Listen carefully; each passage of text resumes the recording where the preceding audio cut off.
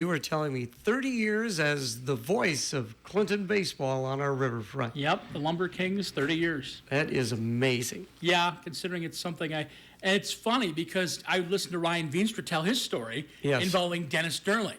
Well, my story involves Dennis Sterling. Okay. I went and he said, "Hey, we got to go down to the ballpark." I said, "What's going on?" He goes, "I've got a job for you." And I said, "Okay." And he brought me down and I applied for then General Manager Lisa Brown, who's now Lisa Schwamberger. Yes. And she's like, "I think I want you to take the job." And I said, "Okay. You're going to be working with another gentleman. You're going to split a little time." And the first game I worked, he said, "I think you've got this." And I said, "Okay." So who was that? That wasn't Bob, was it? No, it was. Okay. I can't remember who it was. It was a gentleman that ran the. There was there used to be a church on 7th Avenue South. I think his name was Ike. I can't remember his name. He used to. There was a church that was like a restaurant, or I'm drawing a blank and showing my age.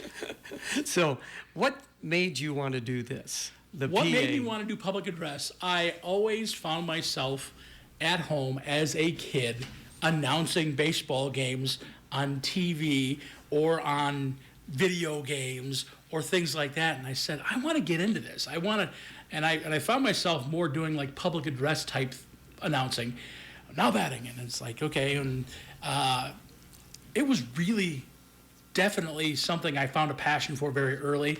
And again, guidance counselors at high school, don't ever underestimate school faculty, especially a guy like Dennis Sterling, on making sure to know what you're interested in and helping you along. Yeah, the counselors are pretty good. Yeah, it's a big role at the schools. I mean, it could be a coach, it could be a guidance counselor, it could be any number of. And so I think educators play a key role in development of future adults, obviously. So, I, of course, do the play-by-play, but every once in a while I would have to fill in on some PA thing. Yeah, you filled in for me a couple of times. And I have a newfound respect after having done that a couple of times, because there is so much that goes on as far as playing the liners and different things like that, getting the announcements in. There's a lot that goes on besides just announcing who is now batting.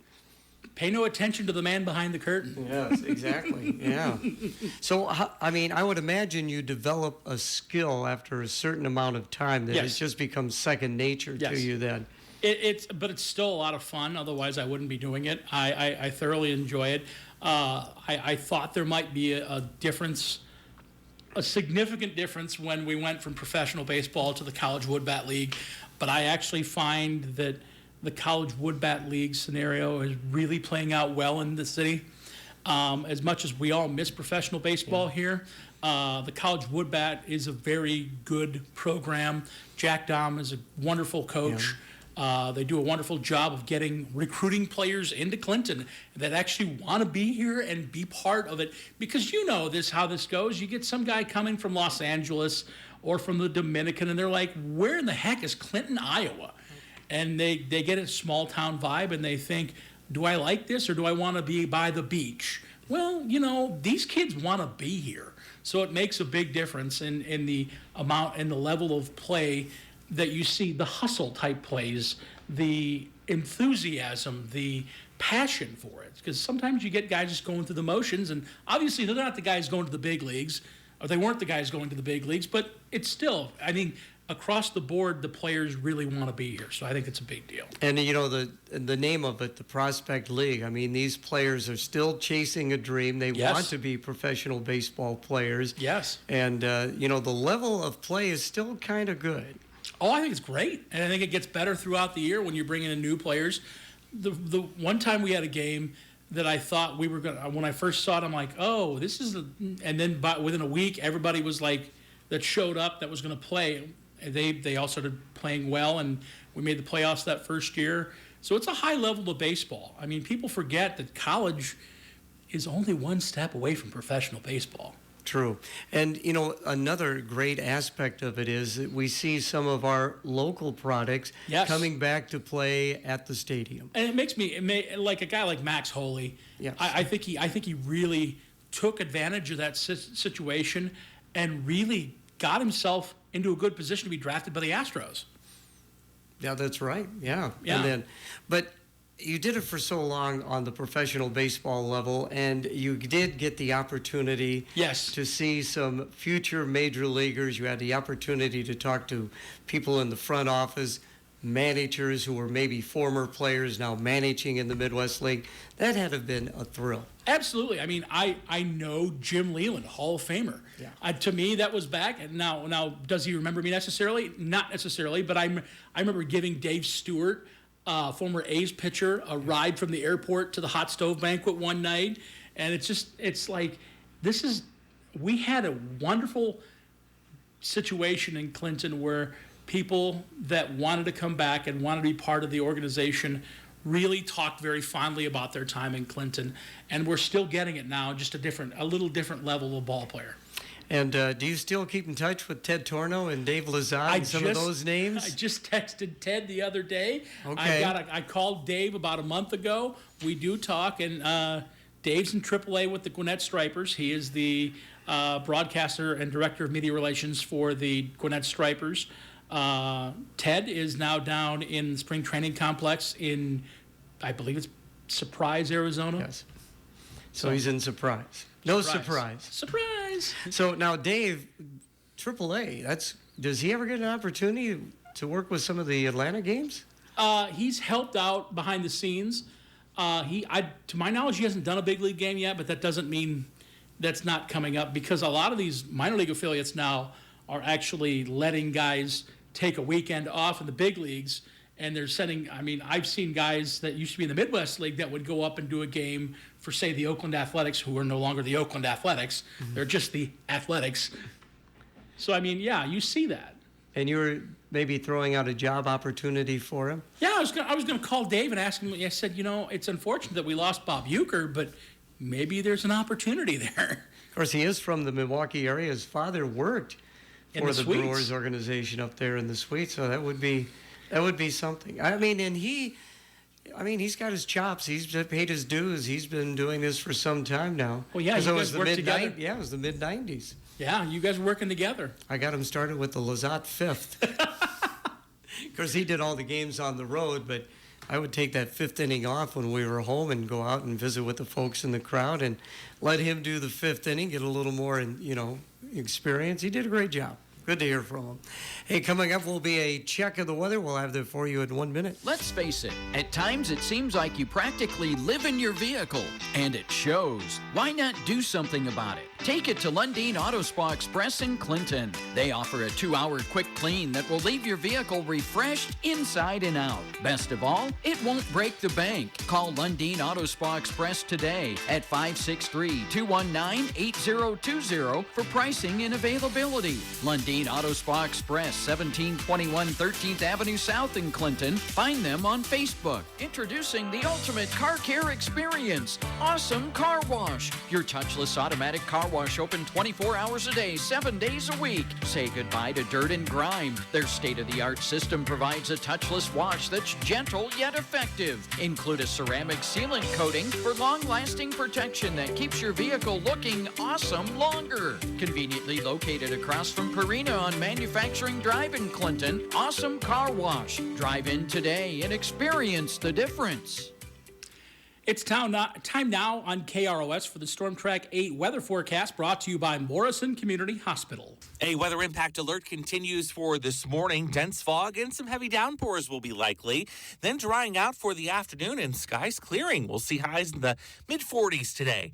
For tonight, skies go mostly clear again and lows will drop to the chilly mid-20s. With your Storm Track 8 weather impact forecast, I'm meteorologist Andrew Stutzky. Currently, we have partly cloudy skies and a temperature of 39 degrees. Winds out of the northeast at 15 to 20 miles per hour. This weather report in KROS has been brought to you by Morrison Community Hospital. The Morrison Community Hospital would like to welcome Dr. Puragala to their surgical team. Dr. Puragala is a highly skilled neurosurgeon with expertise in treating conditions related to the spine and nervous system. He specializes in relief from back and neck pain, and he performs minimally invasive and robotic surgeries to reduce hospital stays and get back on the path to good health. Call Morrison Community Hospital, 813 415-772-5511 to make an appointment with Dr. Piragala.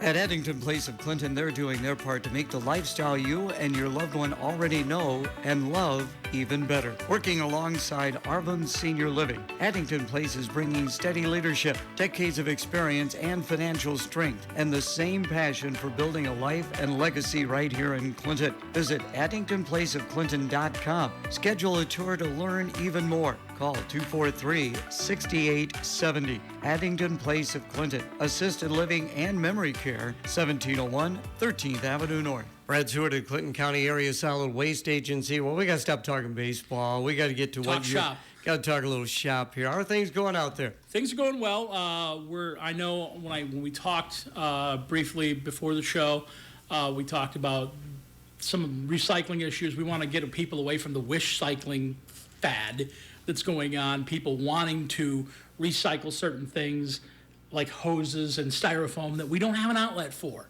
We can't recycle those. Those are still, items are still garbage. You want to recycle your food, beverage containers, things like that. The things that you know you can recycle. If you don't know what you can and can't recycle, our website is ccaswa.com. You can also call us at 563-243-4749, and we'll be happy to explain what can and cannot be recycled. Recycling has been around for some time now. 1991 in Clinton County. Is that what it was? Yes. 91, okay. And talk about how it has really kind of helped things. Well, what happens is it's not just a resource recovery, it's also a landfill space saver.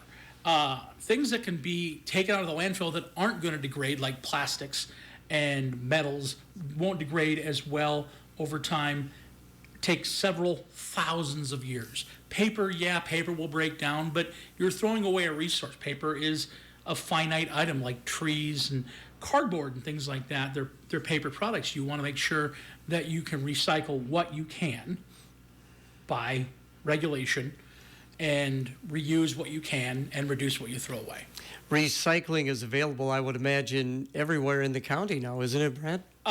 Every community has some sort of recycling. The rural areas still bring their recycling to our recycling rural drop-off. We did have to remove a recycling bin from the DeWitt area that was being abused. People were throwing all kinds of items in there that didn't belong. And we took that, so we brought that back and said, hey, we're going to have to stop that program because we're getting more garbage than we were recycling. Yeah, and that's got to be a real issue. I mean, especially when those people are trying to separate the various things, and I would imagine that how the process is. Yes, well, the process, it does, we do have to pull out contaminant. Contaminant has to be removed before we load the semi to go to Scott County to be sorted. It is a single stream process that has been set up, and in the process we shove that we load a semi to go to Scott County.